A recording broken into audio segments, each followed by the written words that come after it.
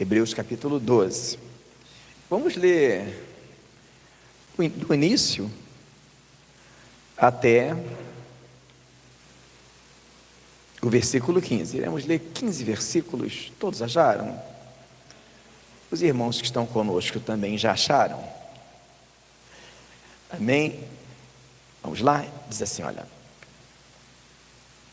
portanto, nós também que estamos rodeados de uma tão grande nuvem de testemunhas, deixemos todo o embaraço e o pecado que tão de perto nos rodeia e corramos com paciência a carreira que nos está proposta, olhando para Jesus, autor e o consumador da fé, qual, pelo gozo que lhe estava proposto, suportou a cruz, desprezando a afronta, assentou-se à destra do trono de Deus.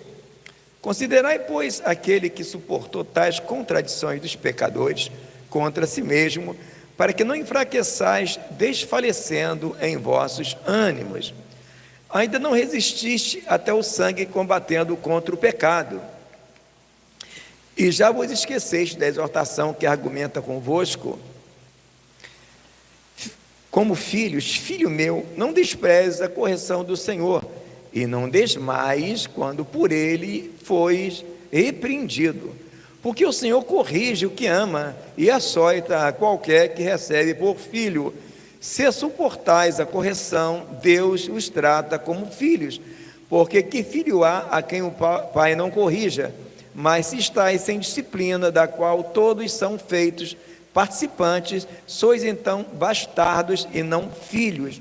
Além do que tivemos nossos pais segundo a carne para nos corrigirem, e nós os reverenciamos, não nos sujeitaremos muito mais ao Pai dos Espíritos para vivermos?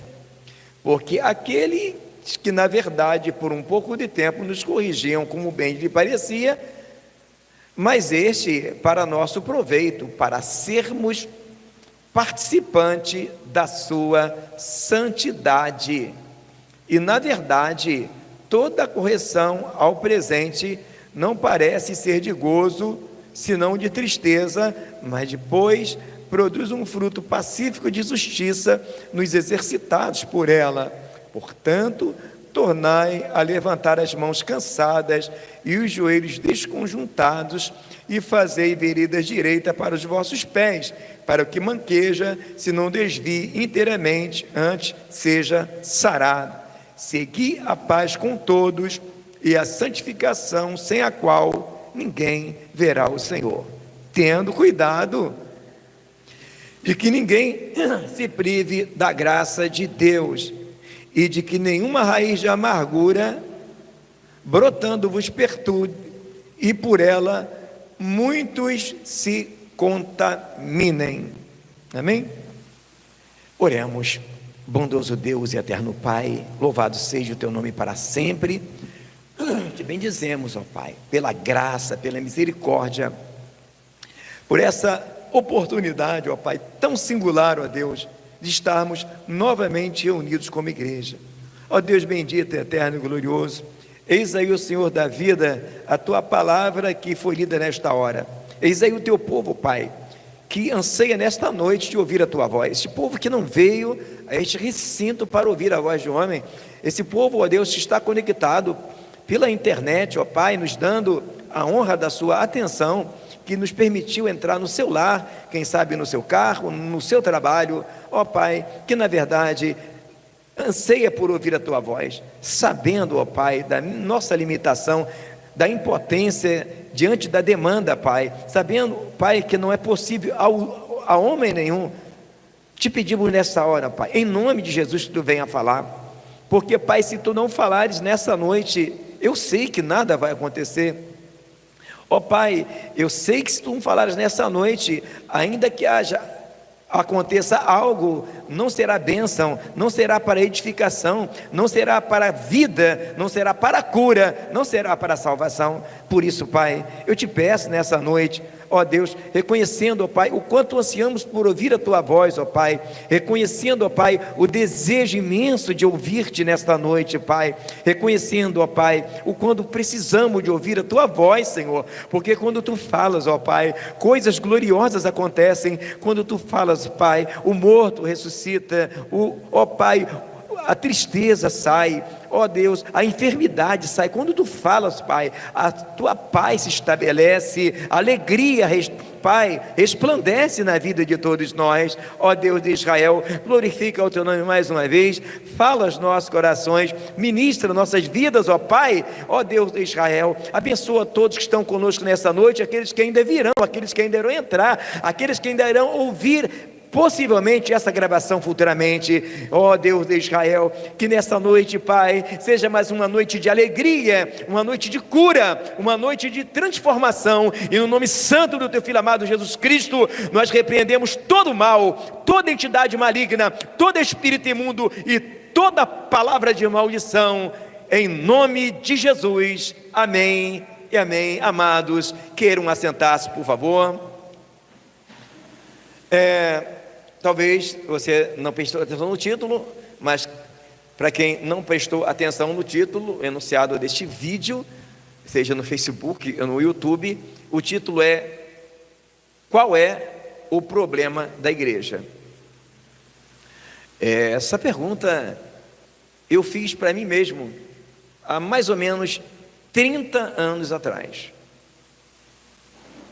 Eu, apesar de ter nascido em um berço evangélico, eu me desviei e por 7 anos eu estive desviado. E quando eu volto para o evangelho, eu percebo uma grande mudança. Eu que havia vivido por toda a minha infância, adolescência, pré-adolescência e juventude na igreja, eu tinha me acostumado a ver uma igreja diferente, a sentir uma presença diferente, e eu percebia que não mais era como antes. Eu estava muito feliz, porque eu tinha voltado para a casa do Pai. A minha paz tinha voltado novamente, porque uma das coisas que o desviado não sabe eu digo o desviado que nasce no evangelho. Quem nasce no evangelho, ele tem uma coisa que ele não é bom que ele descubra. Quem nasce no evangelho, e isso eu creio que toda pessoa que nasce no evangelho e se desvia diz a mesma coisa, é que ele pensa que o mundo tem a paz que a gente tem. O mundo não tem a paz que o cristão tem. Então, quando eu recebi minha paz de volta, aquilo já era tudo para mim. Eu estava, como diz o ditado popular, né? Eu gostava igual pinto no lixo. Então, quando eu percebo aquela mudança, a indagação que eu fiz é: qual é o problema da igreja? Porque eu percebia que as coisas não estavam como antes. Eu não vim hoje para falar nada sobre o meu testemunho, mas eu queria apenas pontuar, porque essa história, essa pergunta que eu coloquei como título, ela começa há 30 anos atrás. Mais ou menos, eu não sou muito bom de datas, né? É 29 ou 30 anos, ou 29 anos e meio. E a primeira ideia que eu tive, logo imediata, né? Era que o problema da igreja está porque eu comecei a observar que a igreja tinha mudado a sua aparência. As roupas das irmãs e dos irmãos eram bem diferentes. De algum momento eu fiquei bastante até assustado. Eu falei: eu não acredito que as pessoas consigam vir com essa roupa para a igreja. E eu pensei que o problema da igreja foi porque eles mudaram a roupa, ou seja, eles já não se trajavam mais. Eu percebi que os crentes já não se distinguiam, né? Como antigamente, você olhava uma jovem crente e uma jovem ímpia, você via uma mulher crente e você distinguia ela pela roupa. Só que eu estava equivocado. Mas eu pensava que eu estava certo, eu achava que o problema era a roupa. Veja bem, eu não estou dizendo aqui que o crente possa andar de qualquer maneira, ok? Não pense que de forma alguma eu estou pregando aqui que Jesus só quer o coração. O detalhe é que eu achei que o problema fosse a roupa, e eu levei tanto a sério isso, que eu era um jovem, ainda jovem, quando eu voltei para Jesus, que eu dormia e acordava de manga comprida. Eu achava que quanto mais santo, até para dormir eu tinha que ficar. Então, se deixasse, eu ia para trabalhar e voltava com a manga comprida. Eu achava que o problema todo estava na roupa, e Deus, ele é perito em fazer isso, né? Ele começou a fazer eu a enxergar que não era. E as maiores decepções que eu tive foram justamente com pessoas que aparentavam a santidade na roupa. É óbvio que quando existe santidade por dentro, ela se refletirá na roupa, mas não necessariamente, porque existe a aparente santidade por fora, é que existe santidade por dentro. O detalhe é que todo o trabalho do Espírito Santo em nós não começa de fora para dentro, mas de dentro para fora. Por isso Jesus disse: limpa primeiro o interior do copo e do prato, para que depois todo o resto fique limpo. Então, eu tive que aprender na prática de não levar em conta a indumentária. Eu achava que o problema da igreja é que ela já não era mais tão barulhenta, não havia mais aquela...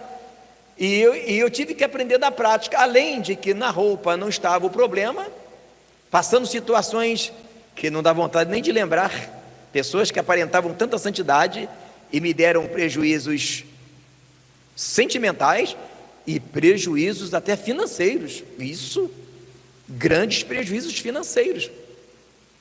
Entende?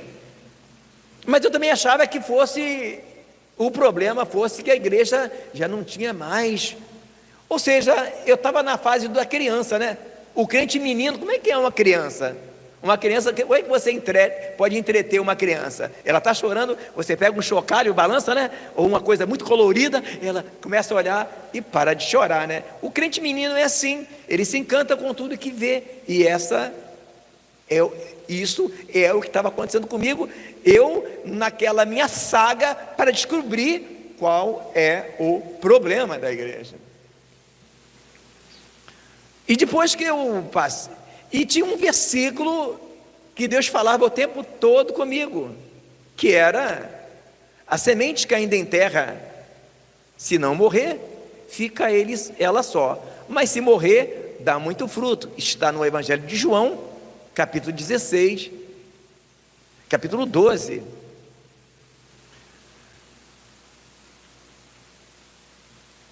E o outro versículo que Deus falava comigo o tempo todo era: eu vos escolhi para que vades, desfruto, o vosso fruto permaneça, a fim de que tudo quanto perdizer meu nome, ao meu Pai eu vou conceda. Só que eu escutava, eu li esse versículo, eu senti que Deus estava falando comigo, mas eu não conseguia decifrar o que o Senhor estava querendo realmente falar comigo nesses versículos. E eu continuava a minha saga, tentando descobrir qual é o problema da igreja. O versículo que eu falo do Evangelho de João é João 12, 24, que diz assim, ó: na verdade, vos digo que o grão de trigo caindo na terra, se não morrer, fica ele só, mas se morrer, dá muito fruto. E o outro versículo que Deus falou comigo primeiramente, antes desse que eu falei agora, foi João 16, versículo 16. Perdão, é 15, 16. Falei errado. Não me escolheste vós a mim. João 15, 16. Não vos escolheste vós a mim, mas eu vos escolhi para que vade, desfruto, o vosso fruto permaneça, a fim de tudo que pedides em meu nome ao meu Pai, Ele vô-lo conceda. Então, nesse versículo 16, o que está dizendo nesse versículo 16 aqui do capítulo 15, é que a condição para Deus ouvir as nossas orações é darmos fruto. E o 12, que a condição para dar fruto é morrer. Mas deixe esse versículo, por enquanto, no stand-by e vamos prosseguir nisso que o Espírito Santo falou comigo muito nessa semana. Qual é o problema da igreja? Bom, eu descobri rápido que o problema não era esse. Deus fez eu sofrer na pele o problema de julgar as pessoas pela aparência. Então era assim, quando eu era menino na fé, eu distinguia as pessoas. O crente que falava língua estranha e que usava roupa aqui, era o crente cheio de Deus. Então, tipo assim, eu não conseguia enxergar o evangelho como Deus queria. E com tudo que eu passei,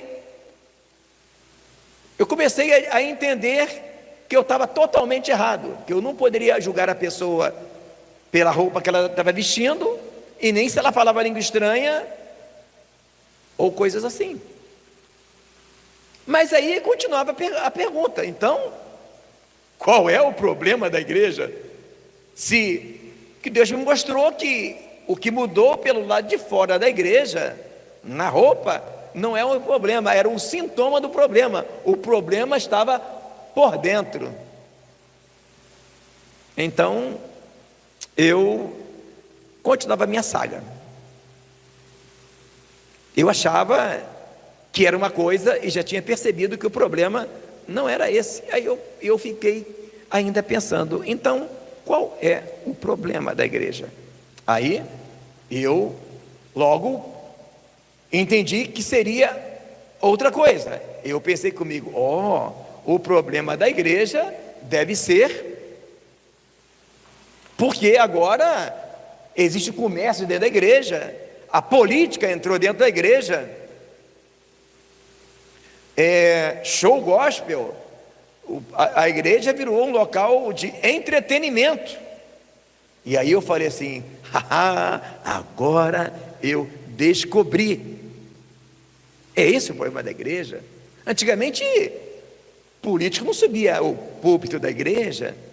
Antigamente, nem pensar numa rifa correr dentro da igreja. Meu Deus, total desrespeito, não ao pregador, não ao pastor, mas ao Deus invisível que está no meio da igreja. E comecei a pensar que era isso. Comércio, política. E não demorou muito para Deus me mostrar que não é esse o problema. Aí eu confesso que eu travei, né? Falei assim, se não é... Bom, a roupa eu já sabia que era um sintoma de algo que estava ruim. Se não é esse sistema de comércio dentro da igreja, de política, de show, oh meu Deus, não sobrou mais nada. Aí eu pensei, já sei, foram as sociedades secretas que entraram dentro da igreja. Aí eu também pensei que fosse isso, mas não demorou muito para eu também perceber que não era esse o problema, pois eu conheci pessoas que demonstravam ser extremamente ortodoxos na sua igreja e não eram sinceros para com Deus. Eu percebi que a sociedade entrou na igreja, estar na igreja não era o iceberg, era apenas a ponta do iceberg. O fato da maçonaria entrar na igreja não era o problema da igreja, era simplesmente a ponta do iceberg. Então, aí, finalmente, Deus me fez entender qual era o problema da igreja. E o problema da igreja estava justamente em não entender o que é salvação. Pessoas falam de salvação, esperam ser salvos mas não entende salvação. E eu me lembro que algumas vezes eu vi até pregadores dizendo: irmãos, quem tem certeza da sua salvação, levanta a mão. Assim como santidade para muita gente só estava na roupa, e a palavra fala que a santidade é como? No espírito, na alma e no corpo. Santidade só no corpo é coisa de hipócrita. E o que mais Jesus combateu quando esteve aqui na terra foi a hipocrisia. Então, eu consegui entender qual era o problema da igreja. E o problema da igreja estava justamente por não entender o que é a salvação. A palavra salvação, pela graça sois salvos por meio da fé, isso não vem de vós, é dom de Deus, é a palavra sozo. Se você pesquisar em qualquer dicionário grego, ou aplicativo de grego, ou você que estuda teologia, vai chegar facilmente à conclusão que a palavra sozo significa ao mesmo tempo salvação e cura. A mesma palavra que Jesus usa para dizer a tua fé te salvou, é a mesma fala que ele fala a tua fé te curou.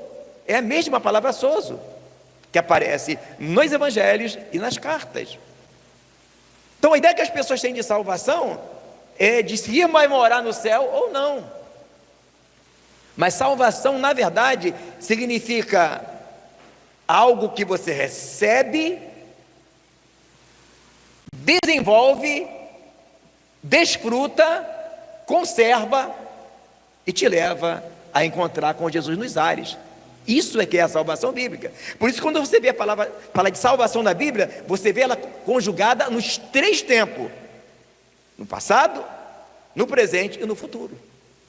Observe: portanto, como uma verdadeira figura vos salva, presente, batismo, não do despojamento da imundície da carne, mas o da indagação de uma boa consciência para com Deus. Você vê também o versículo que fala: portanto, que ele vos salvou pela lavagem da regeneração, passado. E você vai encontrar também: aquele que se perseverar até o fim será salvo. Percebeu? 3 tempos. Então, na verdade, a salvação é uma cura que começa quando nós aceitamos Jesus. Eu sei que tem pessoas que não concordam com aceitar Jesus, né? Porque acham que isso aí... Não, irmão, Deus é tão gentil, Deus é tão nobre, que Ele não mete o pé na porta. Ele diz: eis que eu estou à porta e abro. Nosso Deus não fica nem um pouquinho diminuído em te deixar a condição de aceitar ou não o sacrifício de Cristo. Porque se você não aceitar Jesus entrar no seu coração, Ele não vai invadir. Então o termo é aceitar Jesus. Parece que não é nobre dizer é Jesus que tem que nos aceitar. Não. Se a gente não abrir a porta, Ele não vai entrar, tenha certeza. Agora, o demônio ele vai invadir. O demônio você nem aceitar ele não. Se você deixar, ele invade a tua casa, a tua vida, teu casamento e tudo mais. Bom, e aí as coisas começaram a clarear. Salvação significa cura. Então, eu comecei a entender que o problema da igreja é que ela já não dava mais fruto. Deus já não ouvia a oração da igreja porque ela não dava mais fruto. Observe: eu vos escolhi para que vades, deis fruto, o vosso fruto permaneça, a fim de que tudo, sobrou alguma coisa? Então, irmão, para Deus ouvir nossa oração, tem que dar fruto. E a ideia que o sistema criou de fruto é evangelizar, é dar dinheiro para a igreja. Não, o fruto que fala aqui que nós temos que dar é o fruto do Espírito. E esse só tem condição de dar quem estiver ligado em Cristo. Você pode conseguir evangelizar, dar dinheiro para a igreja, limpar a igreja, fazer teologia. Agora, sem estar ligado com Cristo? Pode. Agora, é impossível você dar o fruto do Espírito sem estar conectado com Cristo. E o fruto do Espírito é mansidão, paz, gozo, longanimidade, domínio próprio, fé, humildade. Percebe? Então, e entre as coisas que nós pedimos a Deus, nesse tudo que pedimos está o quê? O Espírito Santo. Então como é que Deus vai visitar a sua igreja, vai derramar a sua glória, vai ouvir a nossa oração, se nós não estivermos dando fruto? E o que mais se ausentou da igreja nos últimos tempos é o quê? É a presença do Espírito Santo. Já percebeu? Porque a palavra de Deus diz o quê? Que onde está o Espírito do Senhor, há liberdade. Então por que muitos que estão presos na prostituição, que estão presos na bebedeira, que estão presos na ira, na cólera? Porque não tem o Espírito do Senhor. Onde está o Espírito do Senhor? É o que mais? A paz, a gozo. Não é isso? Então, o problema da igreja, na verdade, é não entender a salvação e como ela se procede. E por isso que a igreja chegou a esse resfriamento. O resultado da mudança na roupa, da política entrar, foi se esqueceram de um evangelho simples que está na Bíblia. É tão simples que eles preferiram tentar encontrar alguma coisa. Sabe por quê? O evangelho jamais será aprisionado em nenhuma faculdade de teologia, em nenhum livro, porque ninguém consegue aprisionar Jesus, deter. Então, para que possamos entender o que estamos falando essa noite, que na verdade o que a igreja precisa hoje é de cura. Por isso que nós estamos ministrando essa série. E para você que entrou nesse vídeo agora, que não conhece essa série, bem-vindo à série A Cura. Se você quiser conhecer mais dessas mensagens, é só você acessar o nosso canal no YouTube, você encontrará outros episódios da série A Cura. Então, amados, vamos para o texto, Hebreus 12, para entender o que é que o Senhor está falando conosco nessa noite.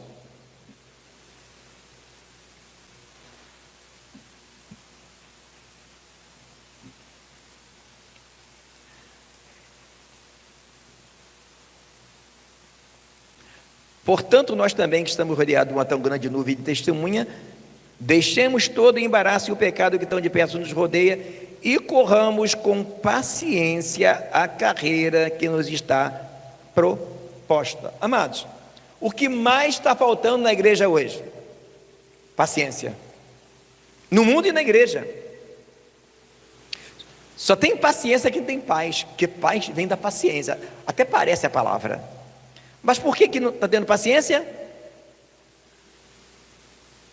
Porque deixemos todo o embaraço. Os embaraços estão prendendo as pessoas. E as pessoas não estão correndo com paciência.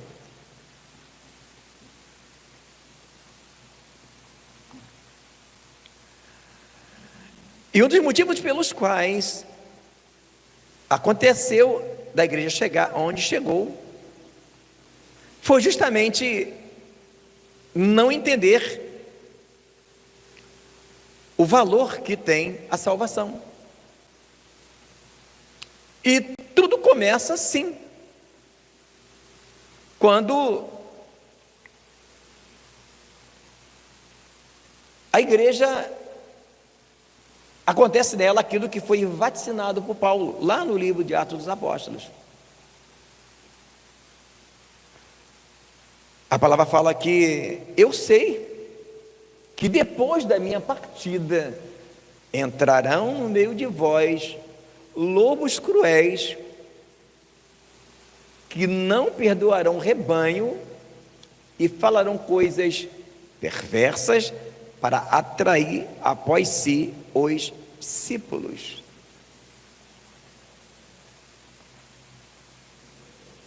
E quando a igreja ela perde esse direcionamento da palavra, quando a igreja ela acha que poderia melhorar a igreja usando artifícios, é que a coisa começa a dar ruim. Paulo disse que a minha palavra não consistiu em palavras, a minha pregação não consistiu em palavras de persuasão, de sabedoria humana, mas vos preguei a Cristo e esse crucificado. Começaram a usar técnicas de psicologia, começaram a técnicas de multiplicação da igreja, como se precisássemos disso. Se a palavra fala que eu plantei, Paulo regou, quem deu crescimento? Deus. Amados, fórmula de crescimento da igreja: pregue a palavra, viva a palavra. Irmãos, é impossível que um pregador, uma pregadora, um homem de Deus, uma mulher de Deus, pregar a palavra e viver a palavra, que o Senhor não vai trazer às pessoas. Mas o problema é quando se foi na direção errada. À medida que a igreja foi infiltrada por mercenário, lembra que Jesus fala do ladrão, do mercenário? Quando a igreja se transforma em uma forma de se ganhar dinheiro, quando a igreja se transforma num comércio, qual a coisa mais importante no comércio? Quantidade. Se uma empresa abre uma loja e não dá quantidade de pessoas, ele fecha a loja. Só que a igreja não é assim. Se fosse assim, a igreja de Noé tinha fechado, né? Mas não fechou. E nesse negócio de se preocupar com o crescimento de igreja, foram se consagrando pessoas sem estarem preparadas. E a pior coisa do mundo são pessoas que são consagradas para cuidar de pessoas sem estarem devidamente curadas, porque pessoas curadas curam, pessoas feridas ferem. Os mercenários estudaram a igreja e descobriram que esse povo de agora não tem diferença do povo de antigamente. Eles querem a mesma coisa. Então, forma de fazer a igreja crescer: simples, dá aquilo que eles pediram para Jesus. Então, forma de fazer a igreja crescer: o que o Judas gostava? Não era de dinheiro? Então, fizeram igreja para tudo quanto é Judas vir, tudo quanto é mercenário vir. Venham para Jesus que você vai virar empresário, você vai crescer, você vai ganhar muito dinheiro. E eles vieram. Fizeram igreja para os filhos de Zebedeu. Senhor, deixa que lá no céu um filho meu fica da direita ou da esquerda. Pessoas, irmãos, aquela mulher pensava, né, que o máximo que Jesus podia dar para eles era o quê? Honras e glórias. Irmãos, não tenha dúvida, todas as pessoas quando vão para Cristo, na verdade, no início não entende o mais importante que Deus tem para nos dar. E aquele mesmo povo que andava com Jesus, que achavam que o melhor que Jesus podia dar era comida e dinheiro, é os mesmos da agora. Então, se transformar o evangelho num supermercado: venha para Jesus que você vai virar empresário, que Jesus vai te dar casa. E o povo acreditou nisso aí. E olha como encheu, né? E o engraçado é que essa mesma técnica é usada no marketing multinível. Vai no marketing multinível. Quem já caiu nessa arapuca aí? Eu não caí não, mas eu vi muita gente cair, amigo meu. O cara chegou lá, pastor, tinha que ver. Quando eu cheguei lá, tinha logo uma Ferrari encostada assim, uma Range Rover lá. Aí o camarada falou: olha, quando eu vim para cá, eu estava de Fiat Uno. Aí vendendo, não posso falar o nome da empresa para não dar processo, né? Aí comecei a vender, olha meu carrão lá. E o povo acreditou. técnica de fazer crescer a igreja, transformar Jesus num supermercado de bênçãos materiais. Casamentos, você está sozinha, porque você quer, se você for para Jesus, tem a terapia para o casamento, que você vai rapidamente. Para aquele povo que era que nem os filhos de Zebedeu, irmão, imagina que Jesus fala que vai morrer, tem a ceia, termina a ceia, Jesus flagra, irmão, depois da ceia, eles discutindo quem era o maior. É esse mesmo povo, irmãos, que acha que vem para Jesus, para a igreja, que quando a palavra fala, humilhai-vos debaixo da potente mão de Deus, que a seu tempo ele vos exaltará, na mente do neófito, na mente daquele que não, do leigo, já sei, Deus vai me exaltar, eu vou trocar meu carro popular por um Range Rover, Deus vai me dar uma casa triplex, e eu vou trocar a minha mulher que já está velhinha por uma nova. Eles pensam isso. Ou vou arrumar um grande casamento, ou vou ter um cargo na igreja de pastor. Amados, então para esse povo que acha que Jesus é um trampolim para a fama, eles inventaram a igreja. Como é que a igreja que é? Rapaz, a igreja que você entra hoje vira pastor amanhã. Ainda mandava assim, se você estivesse na igreja lá daquele irmão lá, tu ainda era obreiro lá, aqui tu já é pastor. Então a igreja que você já entra e já senta na janela, foi se enchendo. Porque o povo, nós seres humanos, somos assim, irmãos. Só que você não pode curar uma enfermidade com veneno. Então, mais ou menos assim, a pessoa vem para Jesus,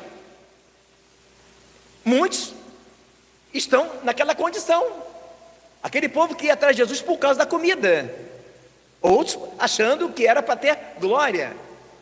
Então, mais ou menos assim, tem uma criança que está com problema de verme e está comendo terra e doce. O que você faz com aquela criança?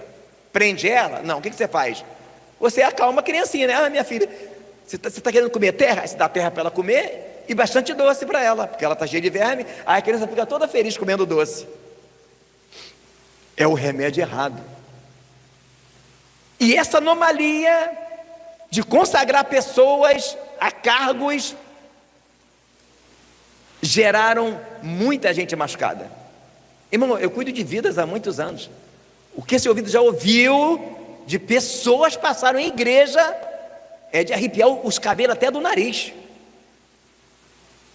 Porque pessoas feridas ferem. A preocupação em fazer a igreja crescer, multiplicar, foi tão grande que não se respeitaram nada. E o resultado foi, irmão, eu já fiz gabinete com pessoas que eu vi um homem de mais de 30 anos chorar na minha frente, contando o assédio moral que ele passou num grupo infantil na igreja. Tem noção? Um homem chorar, lembrando do que ele passou. Pessoas feridas ferem. Não adianta se preocupar em crescer a igreja, irmãos, e só tem tu, vai tu mesmo. Mas por que aconteceu essa anomalia? Sabe por quê? Porque eles negligenciaram a palavra. Então, a palavra diz aqui, olha, veja bem, prosseguindo, versículo 6. Versículo 5: e já vos esquecestes da exortação que argumenta convosco como filho, filho meu, não despreze a correção do Senhor, e não desmaie quando por ele for repreendido, porque o Senhor corrige a que ama, e açoita qualquer que recebe por filho. Se suportais a correção, Deus vos trata como filhos. Porque que filho há quem o pai não corrija? Mas se estáis em disciplina, da qual todos sois participantes, sois estão bastados e não filhos. Que correção é essa que está falando aqui, amados? Gente, é de entender que salvação, desenvolver a nossa, Paulo escreveu em Filipenses, desenvolvei a vossa salvação, operai a vossa salvação, é permitir que o Senhor nos corrija. E que correção é essa que o Senhor nos faz? Amados, é só você entender que Deus não criou robô, para você vir para Jesus e Ele reprogramar o teu cérebro. Não somos seres humanos. Ele não vai deletar o teu passado, você não terá amnésia, mas Ele vai tratar você. Então o problema é pegar pessoas que não foram tratadas, corrigidas e colocar para cuidar de vidas. A correção que nós passamos, irmãos, nós iremos ver essa correção na vida de José, que era um mimadinho. As pessoas lêem a história de José, acham que José só era... Não, lê a história de José com calma, vê que ele dedurava os seus irmãos, ele era soberbo. Na playlist dessa série tem a cura de José, vale a pena você dar uma conferida.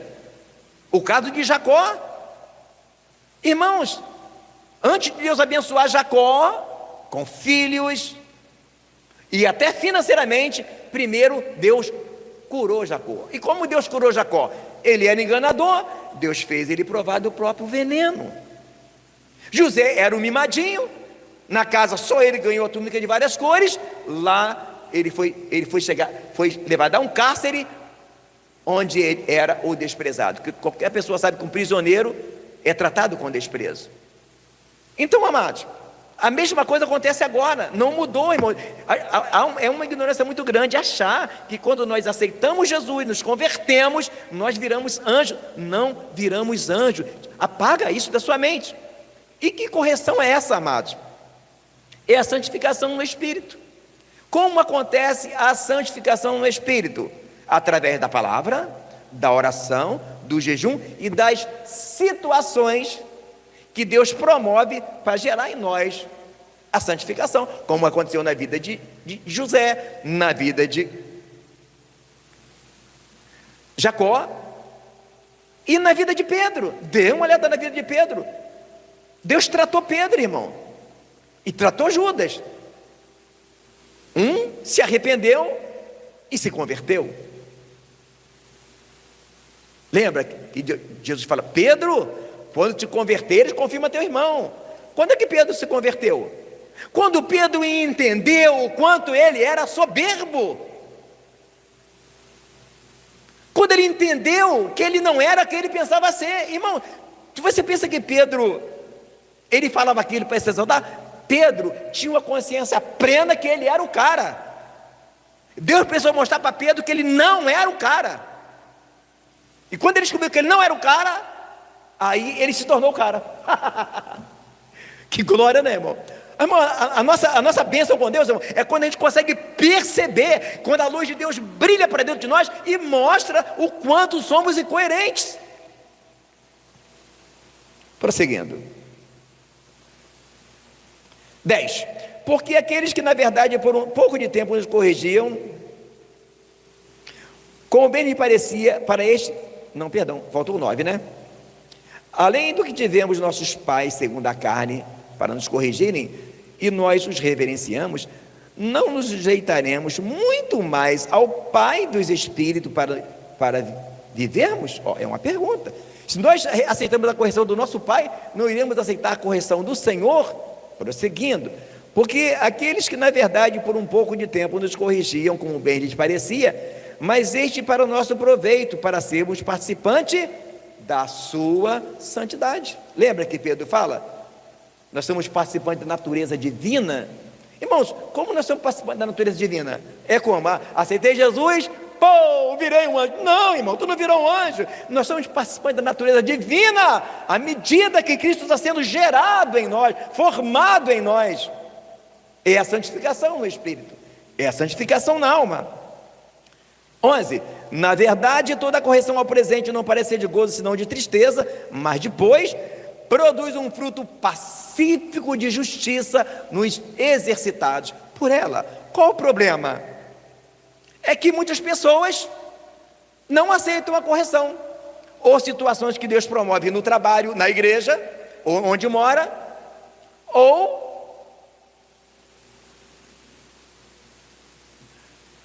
não buscam essa santificação, essa correção. Aí no 12 fala: Portanto, tornai a levantar as mãos cansadas, os joelhos desconjuntados, e fazei vereda direita para os vossos pés, para o que manqueja, se não desvie inteiramente. Antes seja, sarado, antes seja curado, antes seja salvo.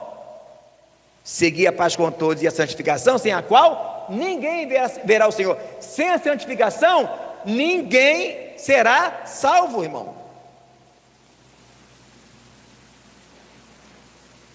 Tendo cuidado de que ninguém se prive da graça de Deus, e que nenhuma raiz de amargura brotando vos perturbe, e por ela muitos se contaminem. Então, o que é uma raiz de amargura?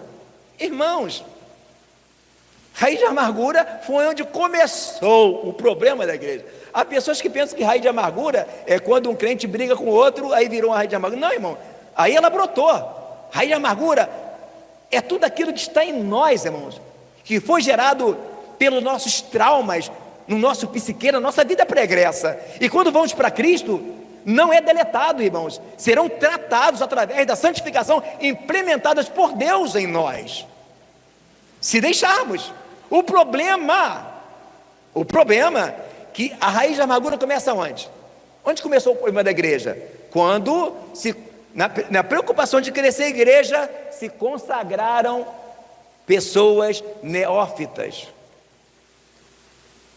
E o neófito que foi consagrado, querendo mostrar serviço, consagrou outro neófito e virou isso que virou. Neófito consagrado por neófito e que consagra neófito. Abre aí, irmãos, a rede social, que você vai ver pastores que se suicidaram.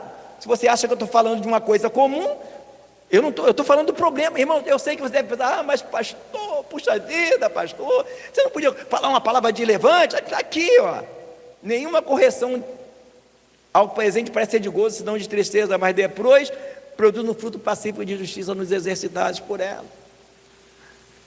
Queremos fechar os olhos para as mazelas da igreja. Como, irmão? Não é você que escuta a cada dia, faz gabinete: pastor, meu marido me deixou, pastor, minha mulher me deixou, pastor, não sei o que eu vou fazer no ministério, eu não aguento mais.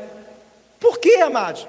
Porque foi alienado. O sistema entrou na igreja e alienou a igreja, e a raiz da amargura foi o que gerou tudo. E qual a raiz da amargura? Irmãos, todas as raízes de amargura que existem em nós gera uma simples coisa chamada soberba. E a soberba sempre foi a origem de tudo. Sempre foi a origem de tudo. Por quê? Foi a soberba que fez o diabo se levantar contra Deus e promover um levante lá no céu. Foi a soberba que fez com que Uzias ficasse leproso, porque quis fazer aquilo que não era permitido para ele. Foi a soberba que fez Nabucodonosor comer capim por 7 anos, porque não exaltou a Deus. Pare e pense, amados. Mas onde há soberba? Soberba é característica de pessoas enfermas que não se deixaram ser tratadas. Por quê? O sistema foi alienado. Eu não vou sair da tua igreja não, porque o irmão está na outra igreja lá, só tem 1 ano e já foi consagrado já, e aqui eu não fui. Então hoje está assim. Já cansei de ser assediado por pessoas: pastor, fulano já foi consagrado lá. Pastor, o camarada perguntou se eu já sou isso ou aquilo. Como disse: pastor, não vai me consagrar? Não, meu filho, eu não sou doido. Eu prefiro perder você do que jogar você no inferno, porque um dia eu vou ter que dar conta. Paulo escreveu: não imponhas a mão sobre alguém precipitadamente. Sabe o que significa isso? É uma pessoa estar ali enferma e você não sabe nem o problema e profetizar cura se Deus não quer curar. Ou a pessoa não está preparada e você consagrar ela e você matar aquela pessoa. Irmãos, eu estou falando com fatos, estatística. Irmãos, um pastor amigo meu foi num médico uns tempos aqui atrás, e ele falou assim para o médico: eu estou assim, estou assado. Ao médico: você trabalha com o quê? Eu sou comerciante. É? Só trabalhei isso? Não, eu também sou pastor. É? Agora entendi. Você não é nem o primeiro, nem tem um monte de pastor vindo aqui com um problema semelhante. Sabe por quê, irmãos? Por que será que está assim a coisa? Então vamos lá. Abra, por favor, agora na 1 de Timóteo.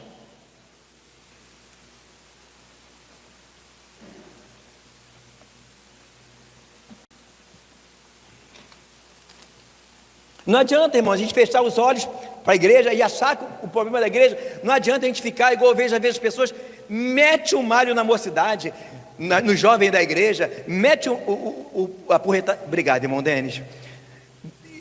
Mas não vê, por que estão assim? Será que os jovens da igreja hoje têm um exemplo para seguirem na igreja? Será que a igreja está assim? Porque qual o exemplo que tem no pastor? A palavra fala ser o exemplo dos fiéis. Só que alguns pastores agora que dizem: ô irmão, não olha para mim não, irmão. Não olha para mim não, olha para Jesus. Não. Paulo falou seu exemplo. Mas na verdade não é bom você olhar para eles não. Se você olhar para eles, você vai cair no buraco mesmo. Nesse ponto acho que estão com razão, né, Raí? É melhor nem olhar para ele não, que vai dar ruim, né? Mas deveria olhar para ele. É o que Paulo falou, ser o exemplo do fiéis. 1 de Timóteo, capítulo 3.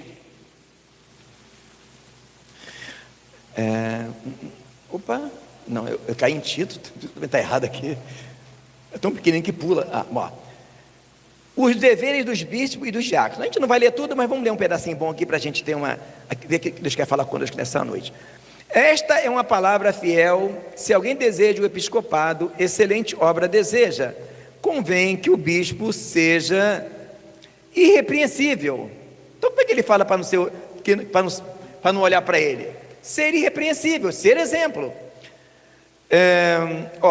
Primeiro fala que não há problema de você desejar ser um pastor, ser um diácono, viu? Não há problema desejar. Não ser obcecado achando que isso aí para você vai fazer você ser mais do que os outros. Convém que, pois que o bispo seja repreensível, marido de uma mulher vigilante, sóbrio, honesto, hospitaleiro, apto a ensinar, não dado ao vinho, não espancador, não cobiçoso, de torpe ganância, mas moderado, não contencioso, não avarento, que governe bem a sua casa, tendo os seus filhos em sujeição com toda a modéstia, porque se alguém não sabe governar a sua própria casa, terá cuidado da igreja de Deus, não neófito, para que ensoberbecendo, não caia na condenação do diabo. Viu aí? Não vou ler tudo não, só isso aqui, amado. O que a gente observa em tudo que fala aqui, irmãos?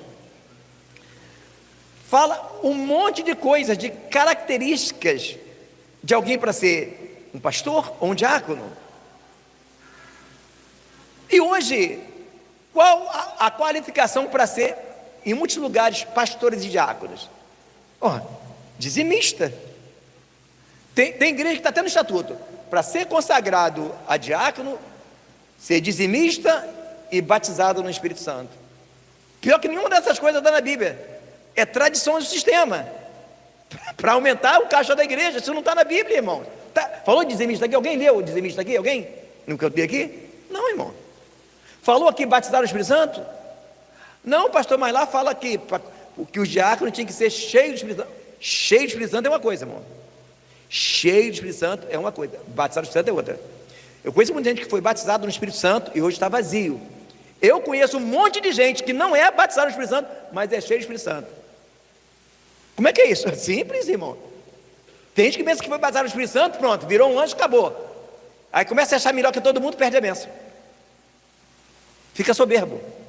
Por isso que oração é muito bom, jejum é muito bom, mas leia a palavra. Se não lê a palavra, você fica... A outra coisa fala o quê? Há pessoas que não são batizadas no Espírito Santo, irmão, mas buscam tanto que são cheias. Aí não deve buscar, claro que deve buscar, mas o tempo de Deus batizar é com ela. Não podemos se achar que é menor do que alguém porque não é batizado no Espírito Santo. Agora observe bem, amados, que fala um monte de coisas. Aí fala apto a ensinar. Então, condição de ser de ser consagrado a alguns, fala dizimista, batizado no Espírito Santo, não procede. A outra condição, saber ensinar. Irmãos, o que adianta o cara saber ensinar, ter teologia, ter mestrado, mas não saber governar a sua própria casa? Não ser manso? Não ter paz? Ele vai cuidar bem da igreja de Deus? Irmãos, o motivo pelo qual a igreja está dessa forma é que meninos estão sendo colocados para cuidar de pessoas. Lembra do ditado passado que diz: nunca dê serviço de um homem para uma criança fazer? Isso vale demais para o Evangelho. Das maiores desgraças que eu já vi no Evangelho são meninos sendo consagrados a pastor. E foi isso que aconteceu quando o sistema entrou na igreja e se deixaram levar por preocupação em crescimento. Bom, vamos lá, então diz aqui, falou de um monte de coisas. O interessante, irmãos, que a maioria dos itens que fala aqui é relativo ao quê? É relativo a fruto do Espírito. A única coisa que fala que não é apta a ensinar. Alguém que tem o Espírito Santo, ele vai querer beber? Não. Quem tem o Espírito Santo tem paz em se alcoolizar. Alguém vai ser ganancioso? Vai ser avarento? Vai ser espancador? Agora o problema todo, o cerne da questão está aqui, 6. Não neófito, para que ensoberbecendo não caia na condenação do diabo. Esse é o ponto. Esse é o ponto. Pessoas que são meninos na fé, não estão preparados, são colocados para pastorear, para cuidar de jovens, para cuidar de departamento, porque a preocupação com o crescimento é grande. E por que há pastores que se preocupam demais? Veja bem, amados, preocupar com o crescimento da igreja não está errado. O problema é que quando um pastor é menino na fé, a preocupação em crescimento se torna uma obsessão, se torna uma concupiscência carnal. Pegou? O que é concupiscência carnal? É desejo mau, desejo desenfreado, é obsessão. Então, quando o crescimento da igreja se torna uma obsessão, ele negocia valores para ver a igreja crescer. Esse é o ponto. Ele sabe como fazer as pessoas para segurar elas lá e fazer a igreja crescer. Então, neófito é menino na fé, neófito é novo na fé. E o pior, irmãos, que quando um neófito é consagrado para cuidar de vidas, não só ele mata pessoas, como ele morre junto. Observe, não neófito, para ir se soberbecendo, não caia na condenação do diabo. E qual é a condenação do diabo? Qual é a condenação do diabo? Irmãos, que condenação do diabo? A palavra fala que aquele que é nascido de Deus não comete pecado, o maligno não lhe toca. Qual é a condenação do diabo? Então, nós vamos agora passar para a parte da condenação do diabo, para pessoas consagradas. Irmão, é melhor você não ter um departamento na igreja. Não, eu tenho que ter porque outro pastor tem, eu tenho que ter porque o irmão pergunta. Não, irmão, não tem, irmão. Não tem igreja, não tem esse negócio. Só tem tu, vai tu mesmo. Não funciona. Voltemos agora para Hebreus, por favor.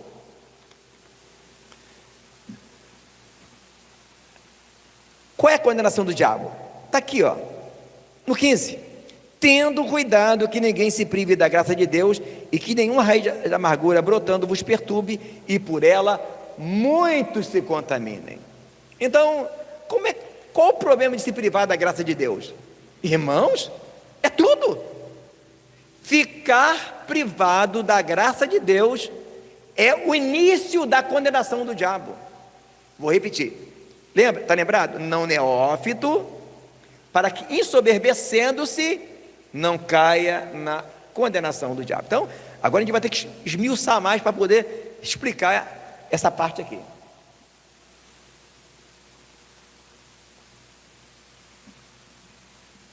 O neófito, ele não está curado.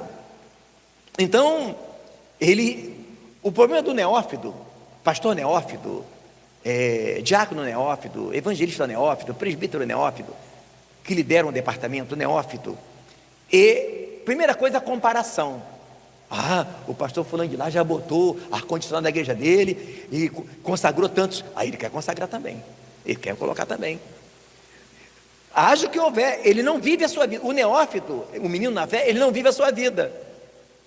Mãe, o meu amigo comprou uma bicicleta, eu quero também. ô meu filho, eu já te dei uma bicicleta. Não, mas a bicicleta dele tem um monte de coisa que a minha não tem. A criança é assim, menino na fé. E qual a condenação do diabo? Como ele fica privado da graça de Deus?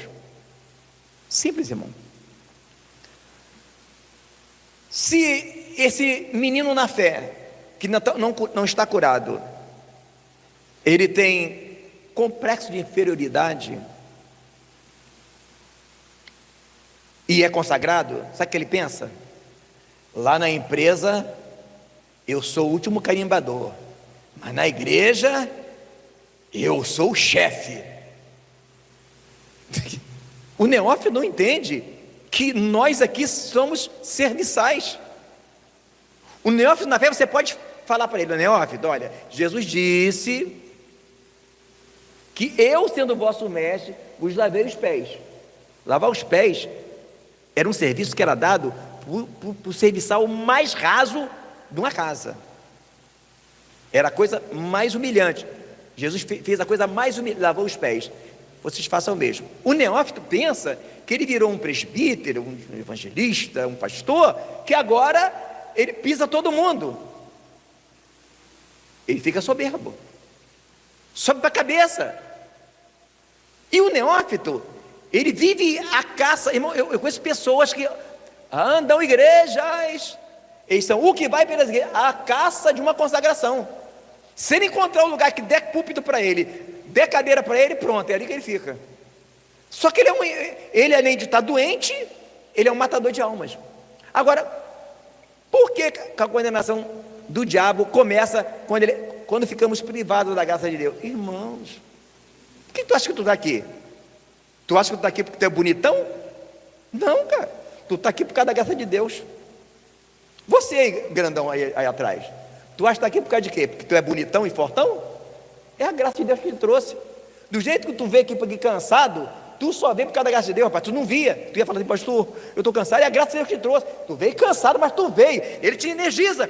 Perca tudo, irmão, perca tudo, mas não perca a graça de Deus. Há pessoas desgraçadas na igreja, só estão na igreja já, como se diz, na reserva, perderam a graça. E quando é que nós perdemos a graça? Não perdemos de uma vez. Observe que Saul ficou no poder 40 anos, fazendo errado.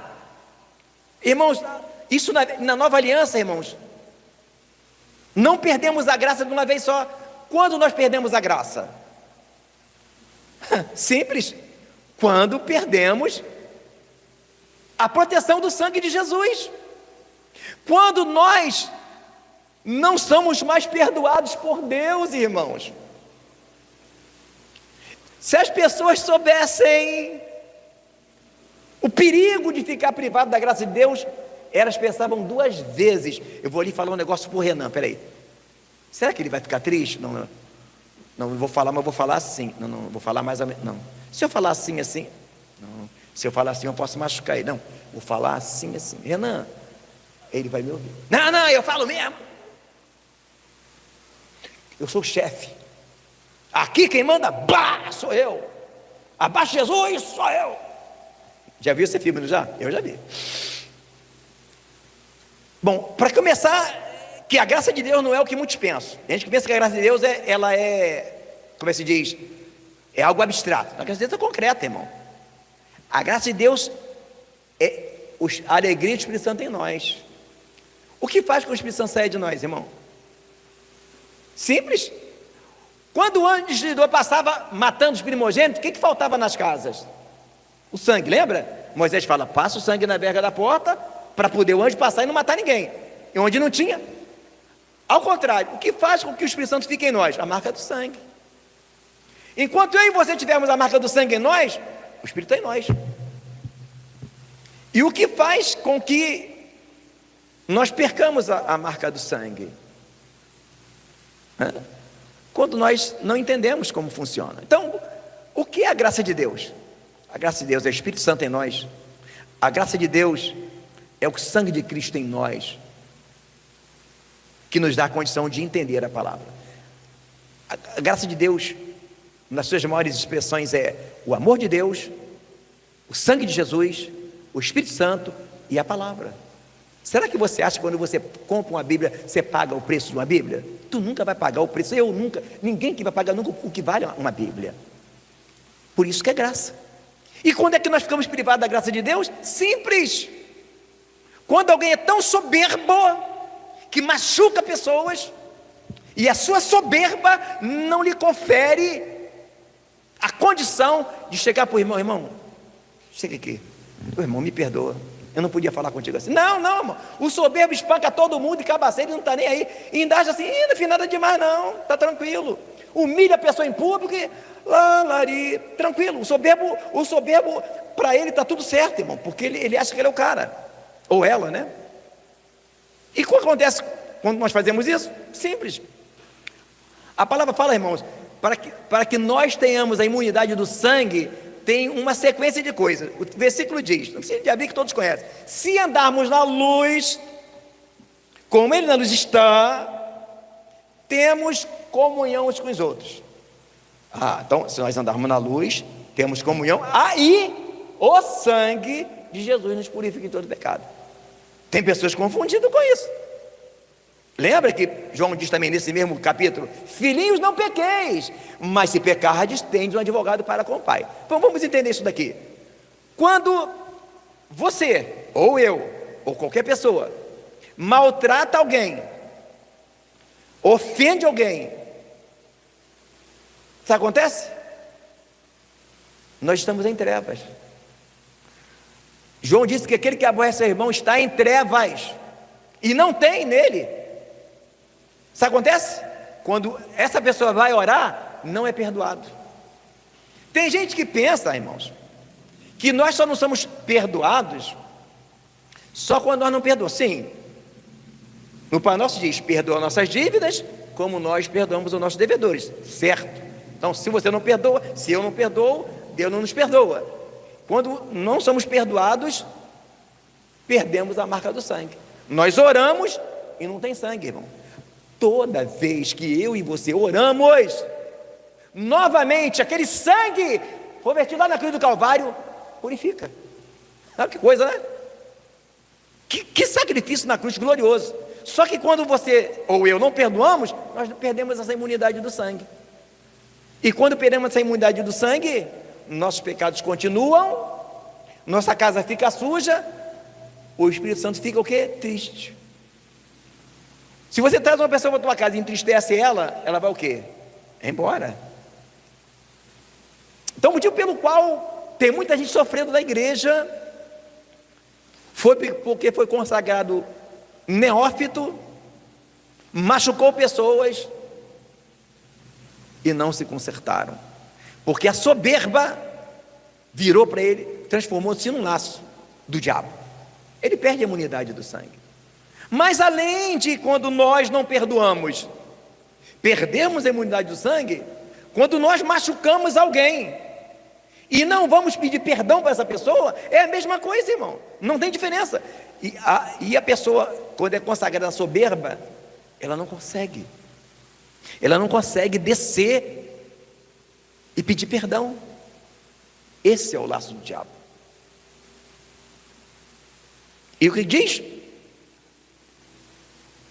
Brotando, tem muito crente perturbado, irmãos. Tem muito crente perturbado e contamina muito. Por que contamina muito?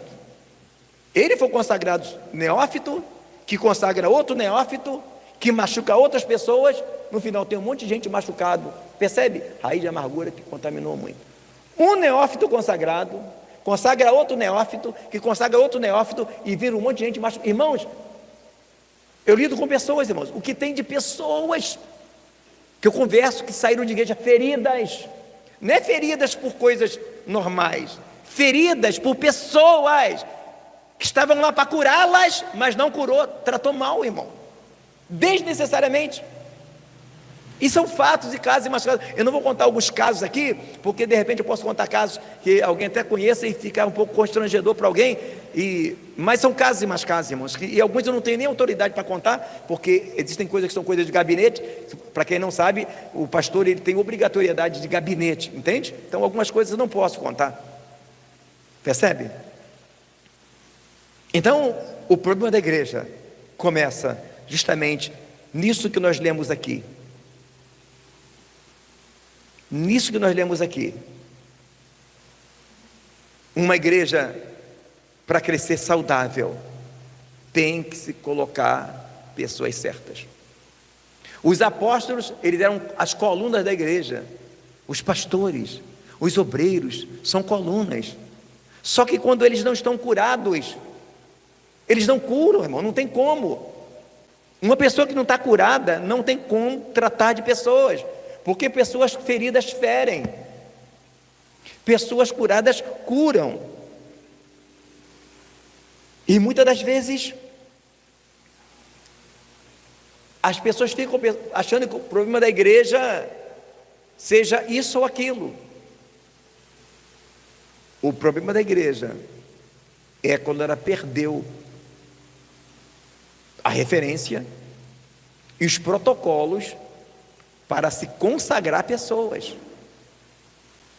Foi quando meninos na fé estão na condição de pastores e se preocupam tanto com o crescimento e começam a agregar no culto coisas para fazer a igreja crescer, e entre elas dar tudo aquilo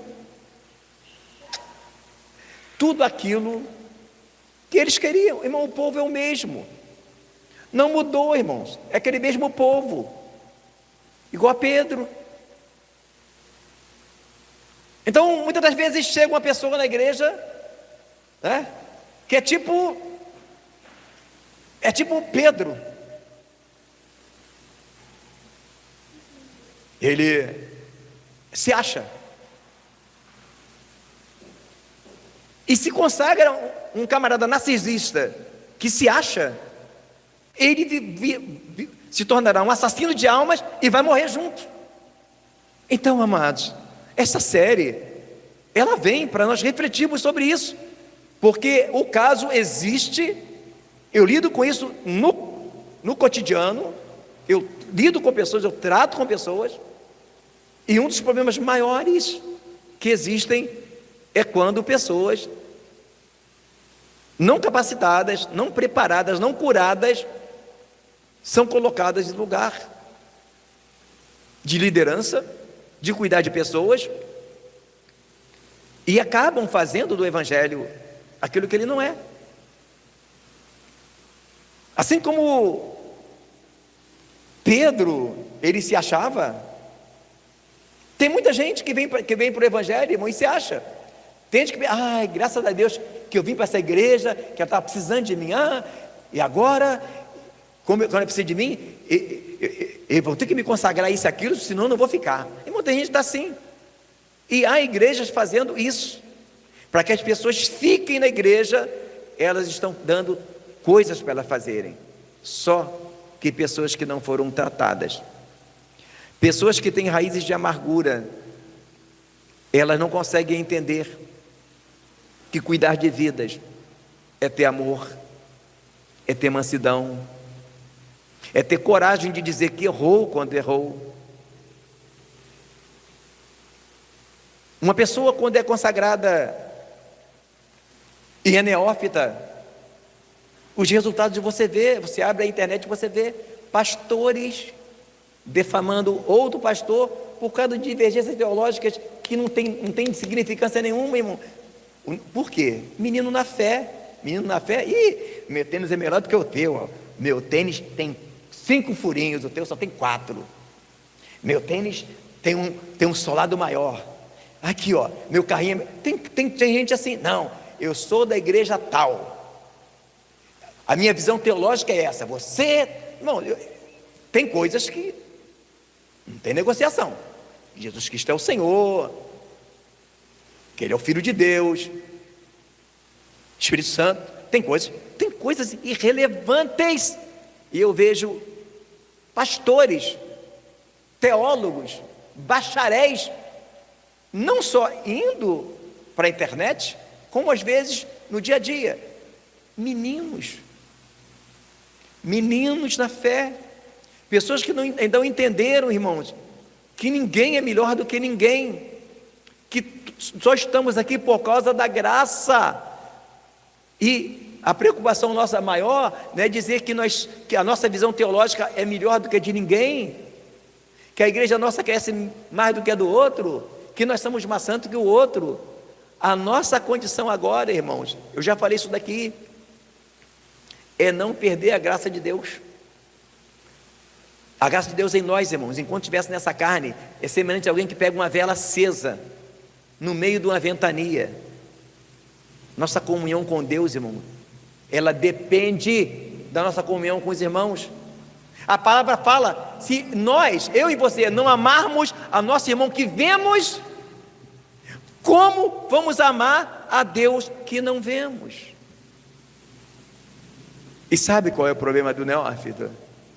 É o mesmo problema de uma criança. Como é que você fala para uma criança? Filhinho, papai te ama. Filhinha, papai te ama. O tempo todo, não é verdade? Ou quando ele pega a idade, não precisa falar muito isso, porque ele já sabe o quanto você ama ele. Não é verdade? O problema do neófito, que fica indo para a internet se exaltar por causa do seu conhecimento teológico, por causa da sua visão teológica, é porque na verdade ele ainda não sabe o que ele representa para Deus. Amados, uma pessoa que tem uma consciência plena do quanto ele representa para Deus, do quanto ele é amado por Deus, ele não vai ficar se preocupando em se exaltar por isso ou por aquilo. Uma pessoa que sabe na íntegra o quanto ele foi amado por Deus, que enviou seu filho para morrer na cruz, ele vai pensar 2 vezes em machucar o seu irmão. Sabe por quê? Ele não quer perder o amor de Deus. Então, quando a palavra fala que o amor tudo sofre, o amor tudo crê, o amor tudo suporta, tudo espera, não é um treinamento, é uma maturidade. Quando nós realmente percebemos o quanto Jesus nos ama, a calúnia já não dói mais.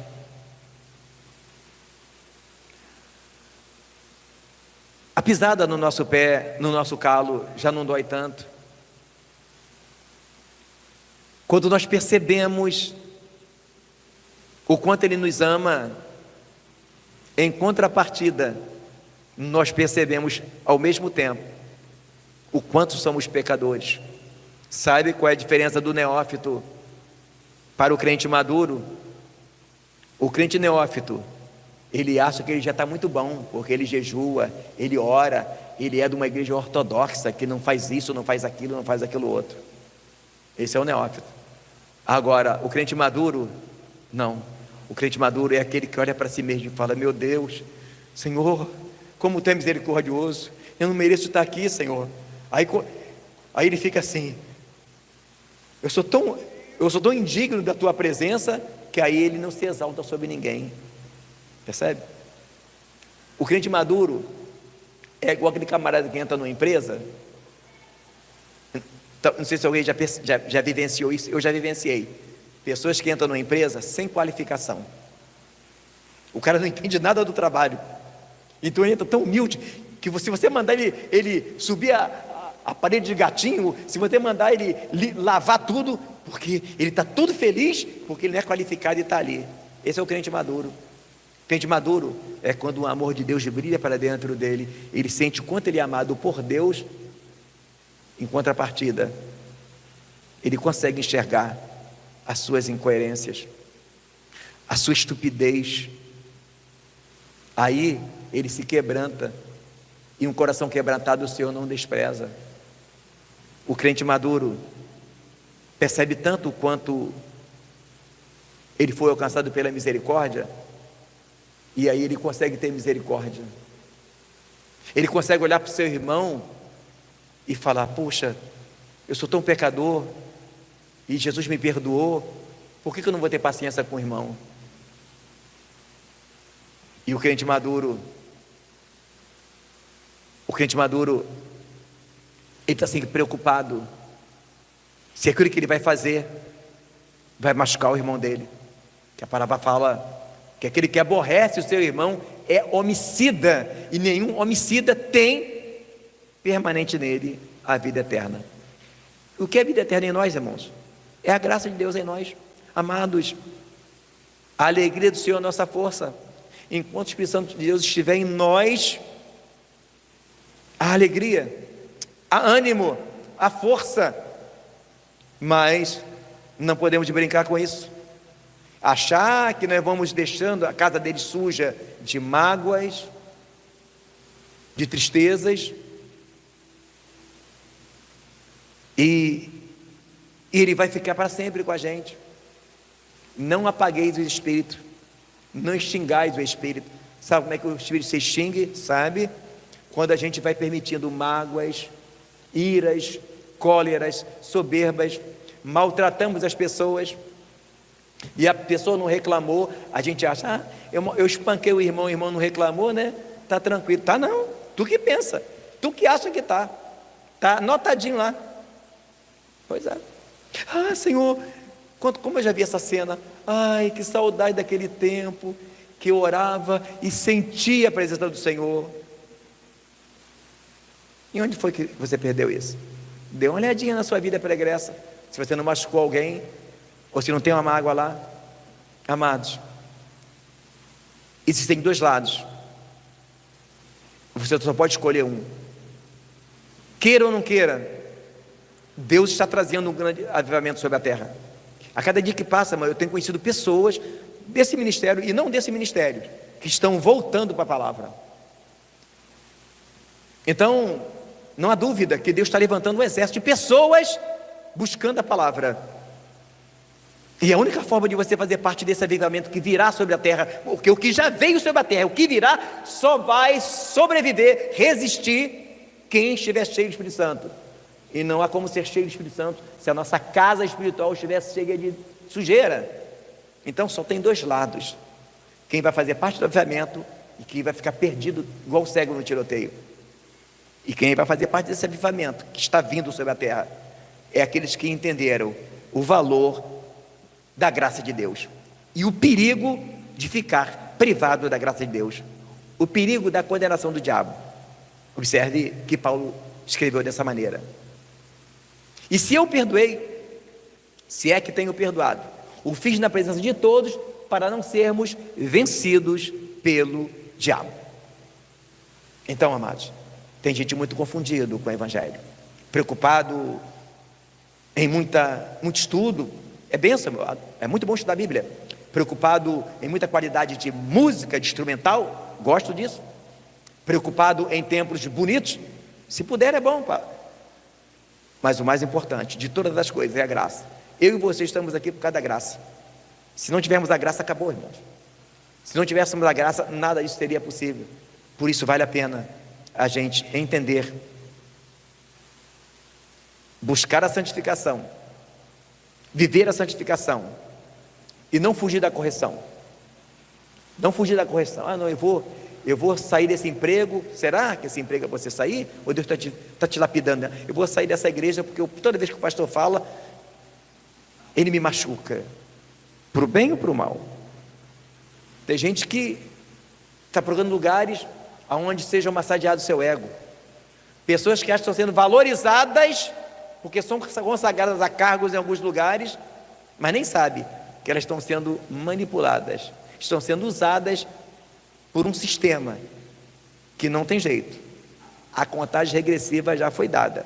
Só temos duas direções: ou vamos em direção à palavra, ou em direção à perdição. Direção à palavra, haverá fé, esperança e amor, mas a maior de todas é o amor. Vamos orar? E depois nós vamos louvar.